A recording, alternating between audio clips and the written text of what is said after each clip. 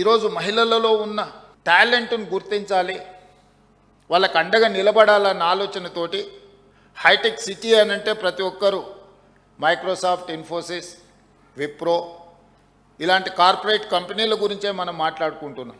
ఆ చుట్టుముట్టుతో ఉన్న ఐటీ కంపెనీల గురించి, అంతర్జాతీయ సంస్థల గురించి మాత్రమే మనం చర్చించుకుంటున్నాం.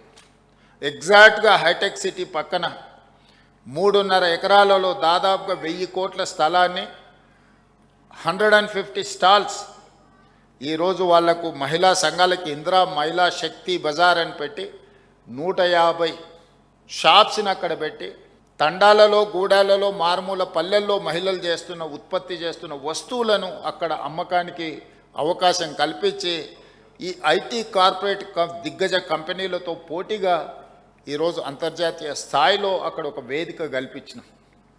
ఈరోజు వాళ్ళలో ఉన్న నైపుణ్యాన్ని గుర్తించాలి, ఆ లోకల్ టాలెంట్ని గ్లోబల్ టాలెంట్గా తీర్చిదిద్దడానికి ఈరోజు హైటెక్ సిటీ పక్కన మహిళలకు ఒక గొప్ప అవకాశం ఇచ్చినాం.